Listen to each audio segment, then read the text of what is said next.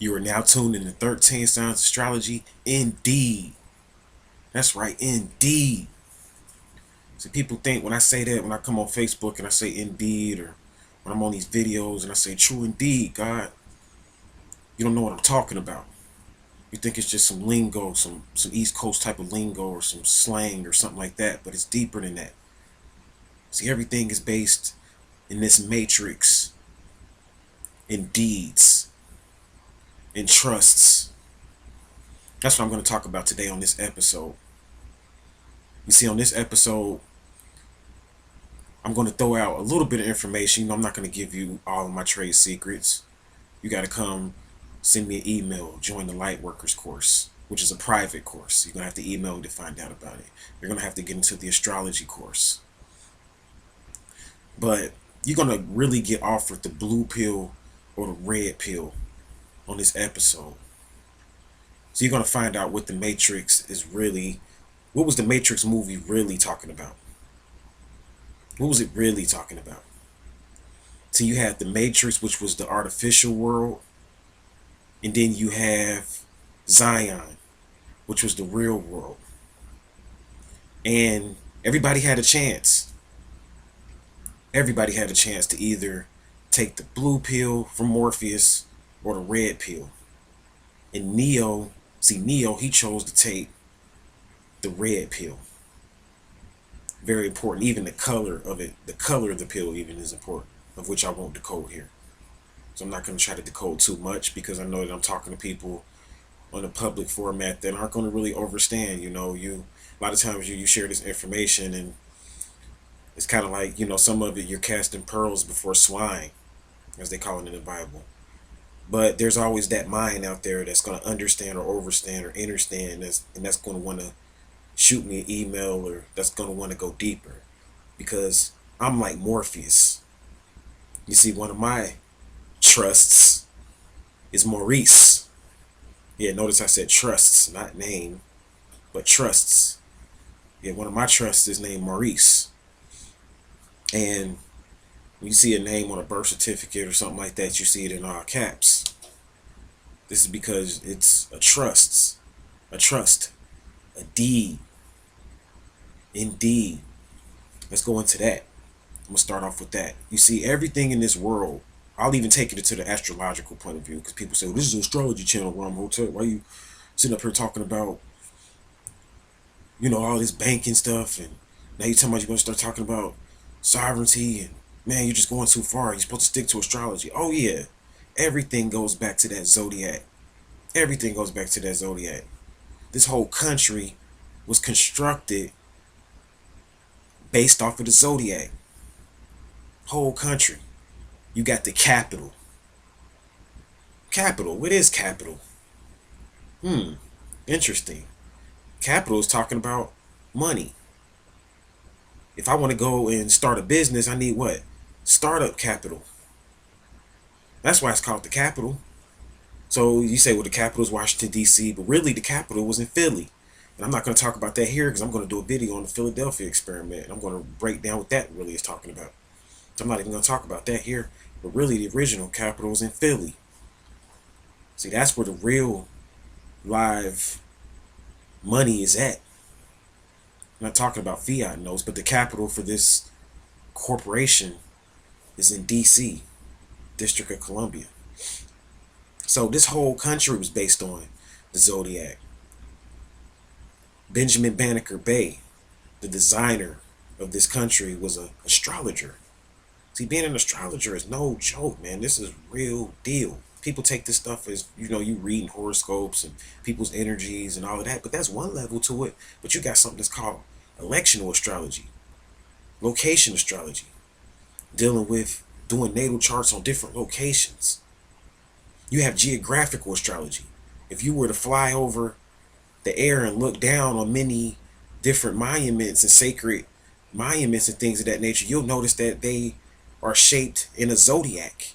You'll notice that the Giza complex itself is based upon the zodiac.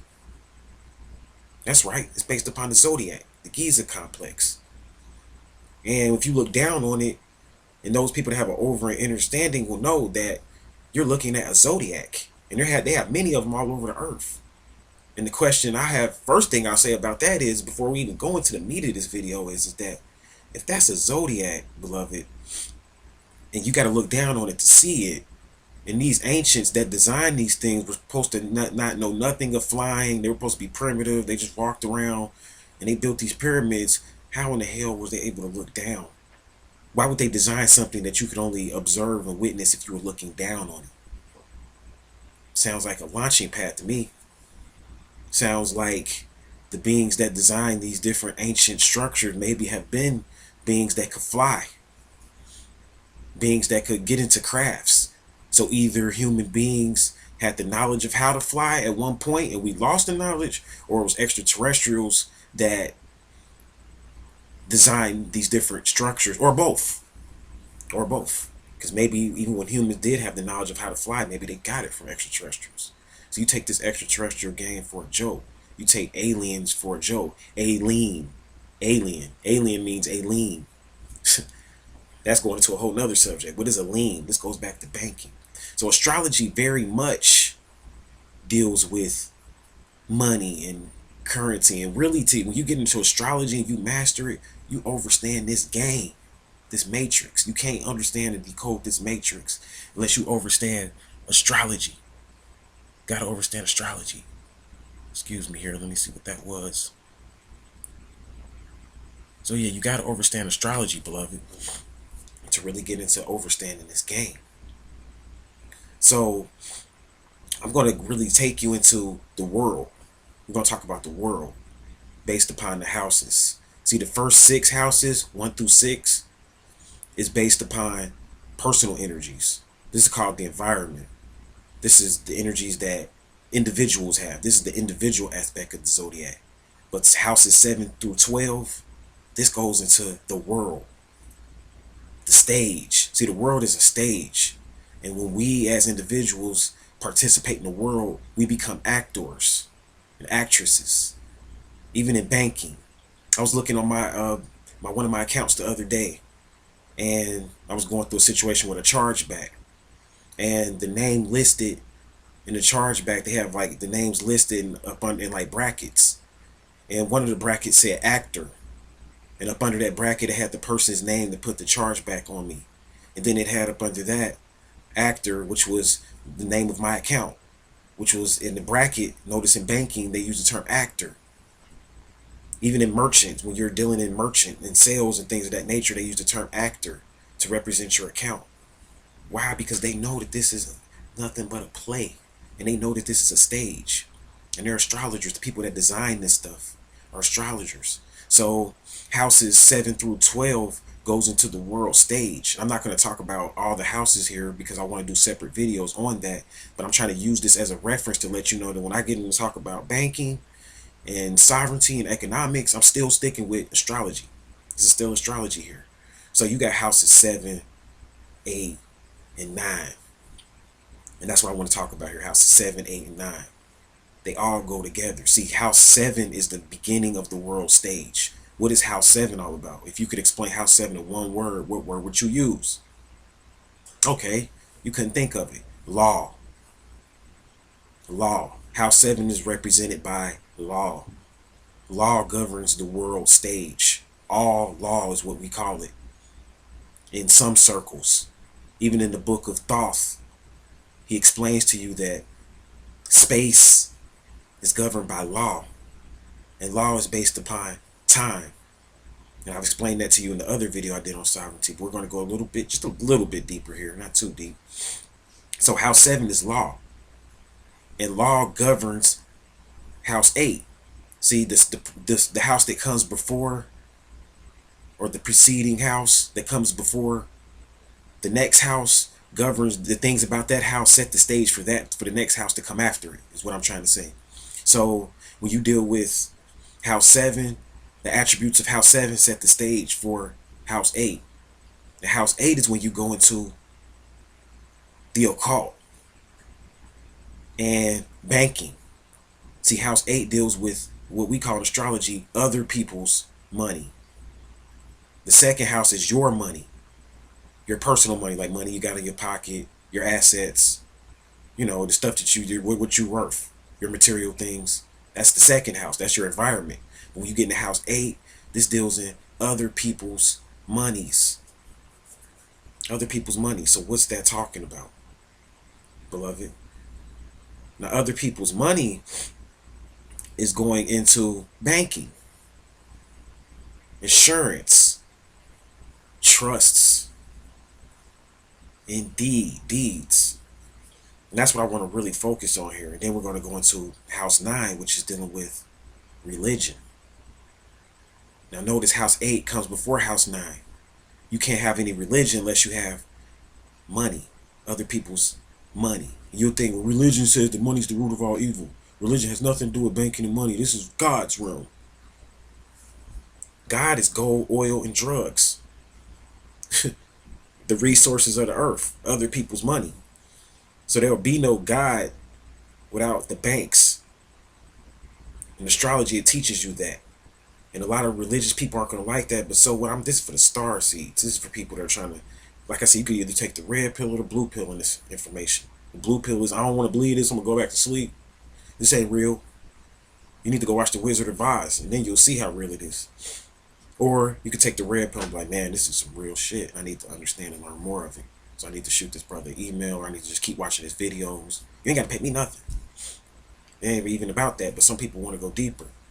And there is an exchange that will take place in going deeper. But I'll digress from that thought right now. But so you have the 8th house. So you got the laws. All banking is based on statutes, codes, laws, really. And banking is legal. It's not necessarily lawful, but it's legal. There's a big difference. But for the sake of conversation, legal and lawful will both fall into the 7th house. So you need those banking codes and laws before you can go into the 8th house and dealing with the monies. So let's talk about something that's going on right now on television to give you an understanding of other people's monies. I said that the 8th house represents insurance.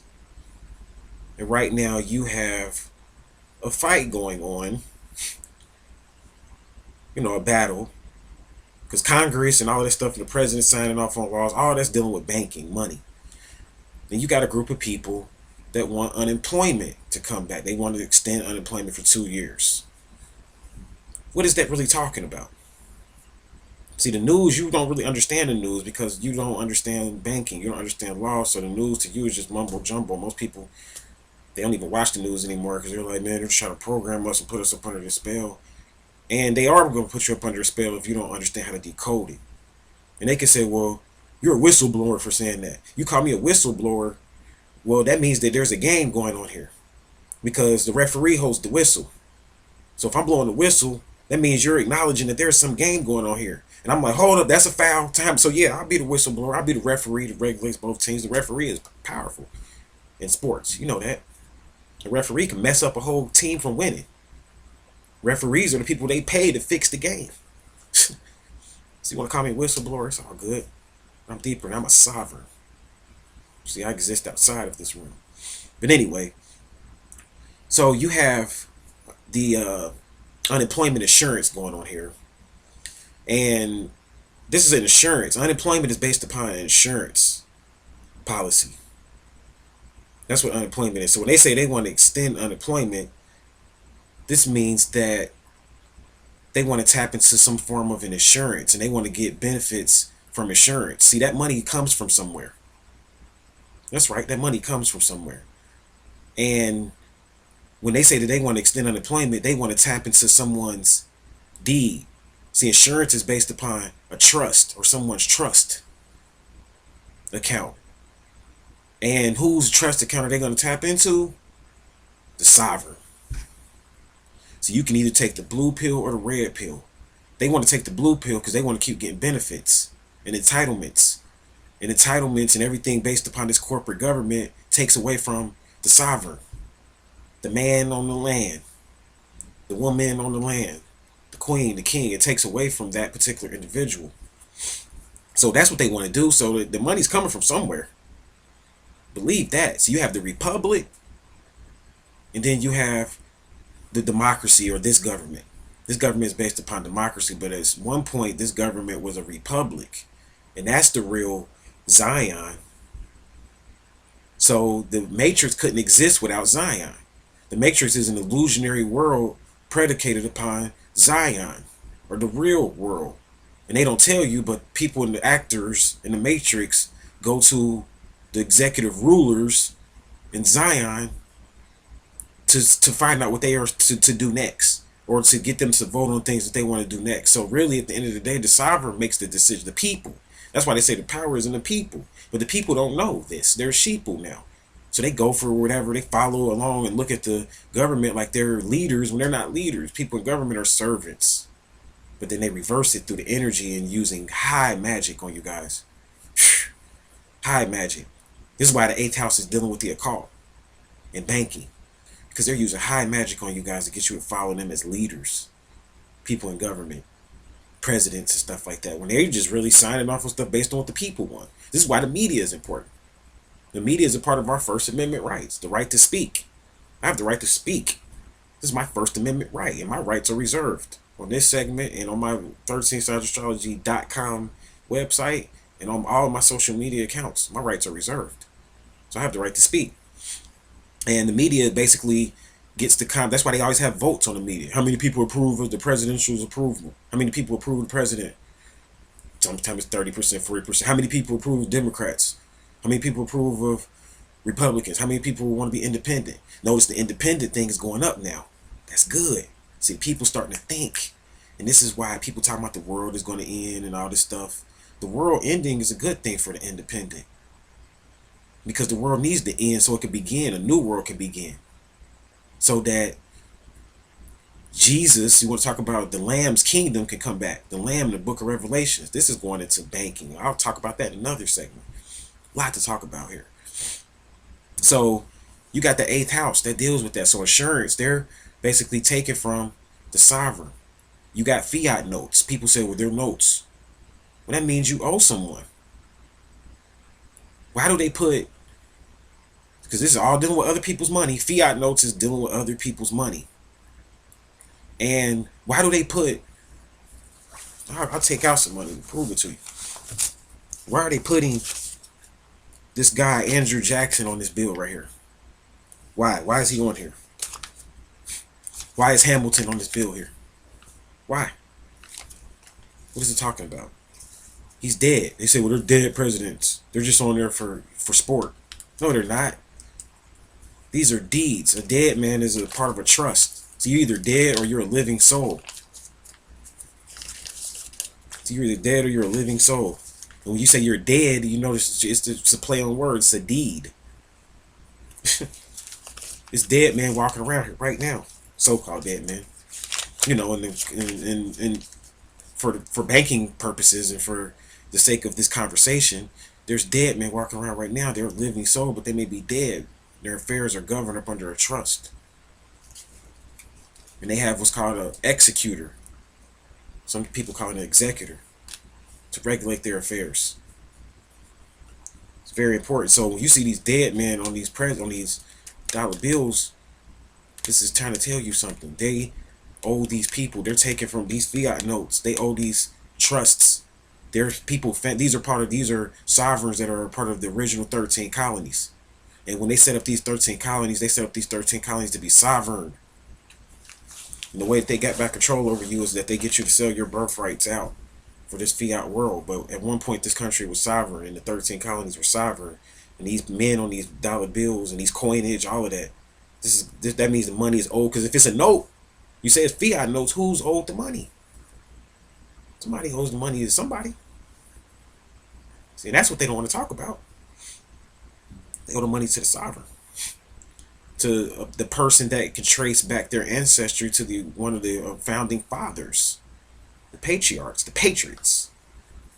Some people, the Moors. These are all different types of sovereigns, different groups that exist.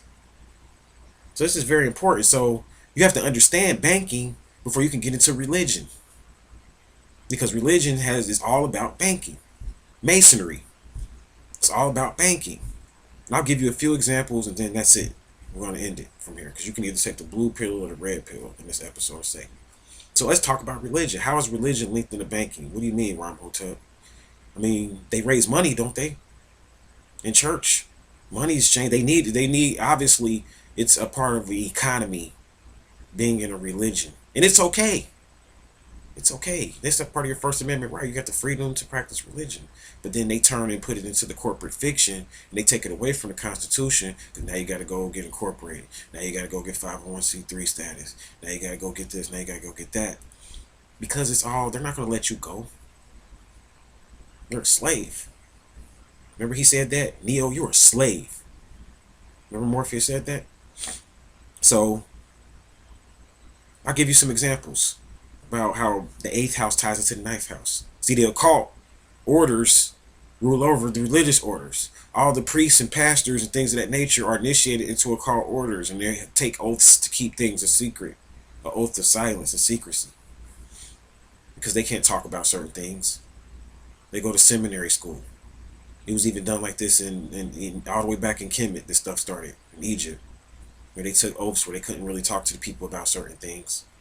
But all religions are based upon sovereignty. So say, for instance, you have in masonry, because people want me to do videos about sororities and stuff like that. So let me start with sororities, just to answer your question. I know you're probably watching a sister that asked me this, because I answer a lot of questions in my different videos by just dropping seeds and dropping knowledge within different videos. That's why you got to watch the whole thing. So what is a sorority? Because they want me to do a video on sororities, and I'll do a separate video. But essentially, a sorority is just basically a group of men and women. Well, a sorority is a female order, a group of women that gather together for one common cause. That's all it is.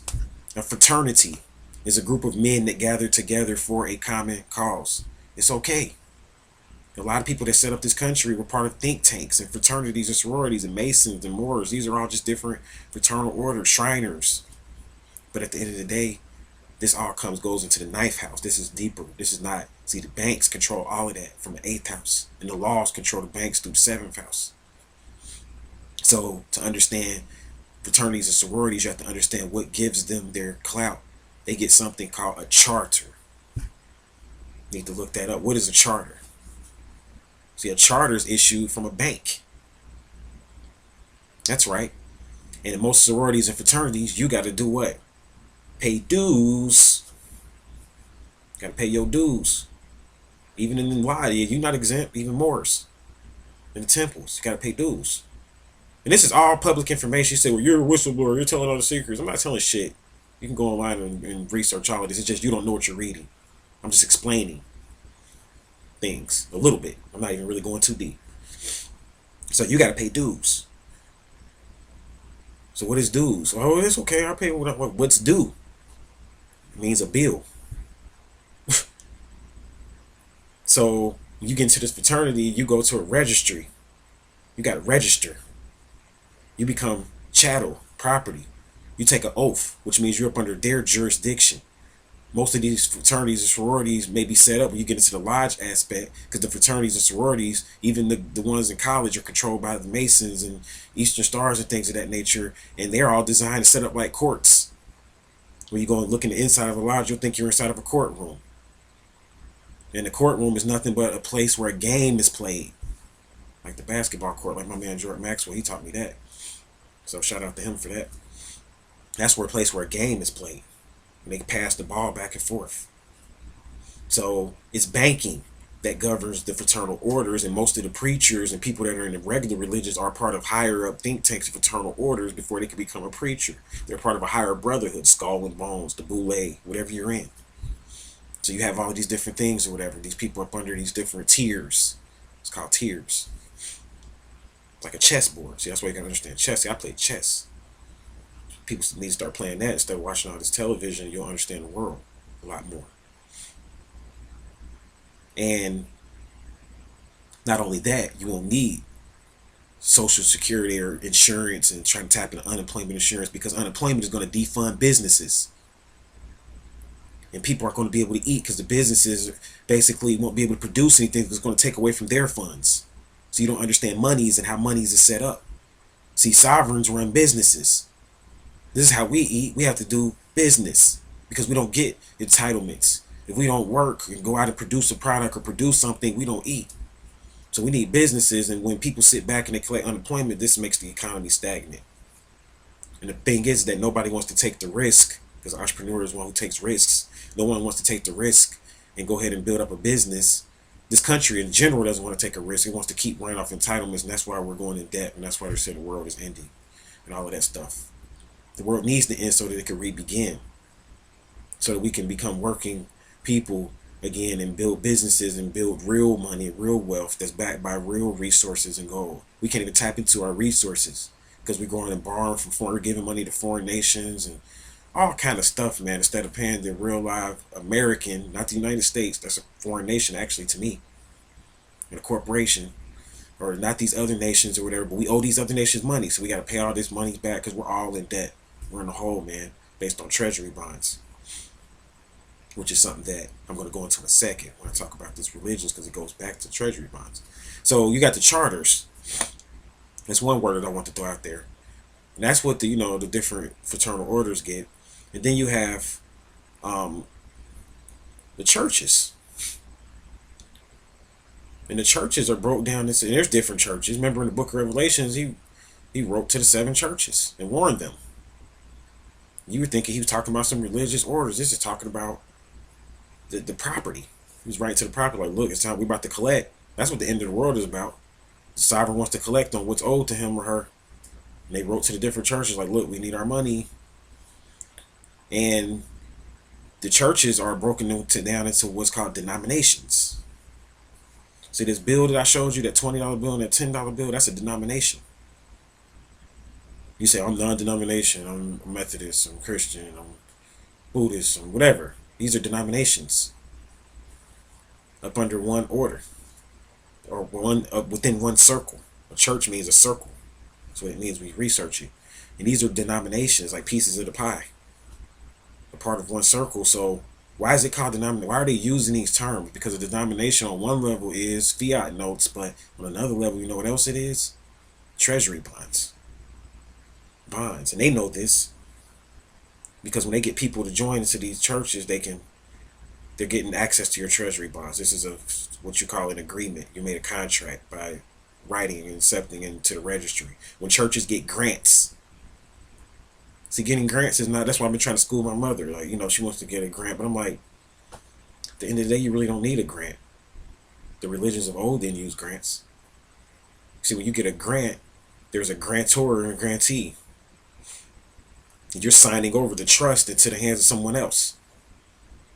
That's what you're doing when you get a grant. You're signing over your rights to get some money, some fiat notes to do business with, when indeed the money's already owed to you anyway. Indeed, because you got to research the deeds, and the person that holds the deed is the person that, or the people, not the person, because that's false. Excuse me for using that term. But the people that hold the deeds is usually a group of people, are basically who the mortgage companies owe.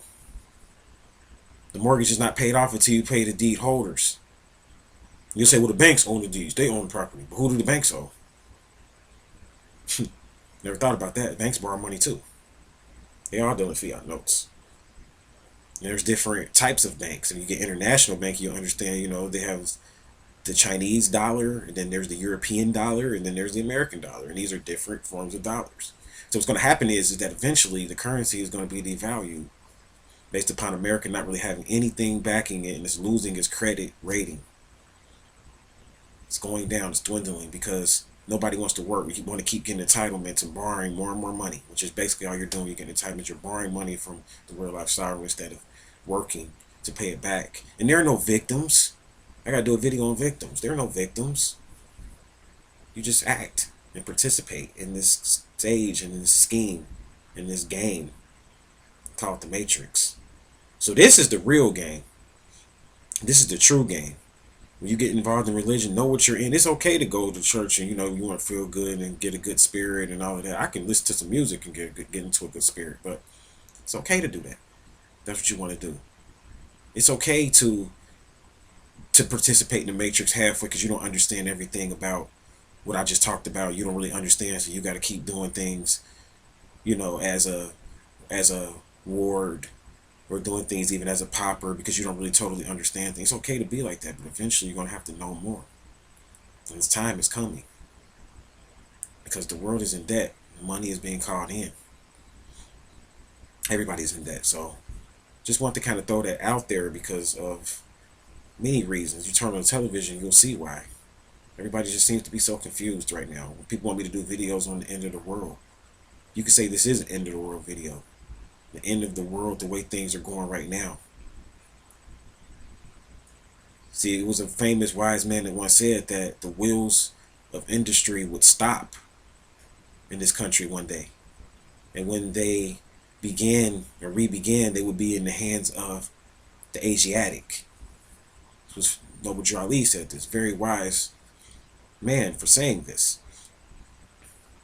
And he's saying this because you notice that the Asiatic, the man that lives like an ant, the Chinese and the North Koreans and the people that even the so-called Mexicans or people over there are considered Asiatics. This is a stock of people. The Moors really are Asiatics.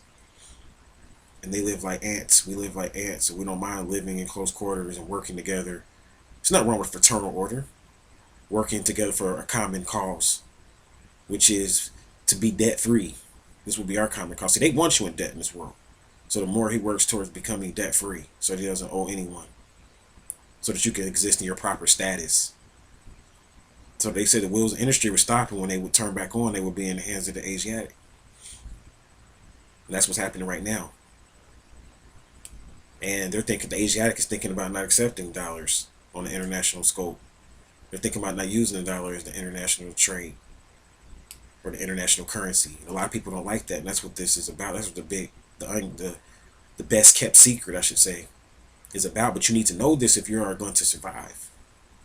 What's happening and what's going on. And it's not going to stop. I got to do my video on the Philadelphia experiment. I'll explain to you what's going to happen in the future in depth. So I'm going to go ahead and stop now. Hope you learned something from this episode and this segment. You're either going to play the game as a spectator, as a participant, or you can be a victim, a loser, basically, or a winner. It's up to you. So until we meet again, I'll say no more. Peace.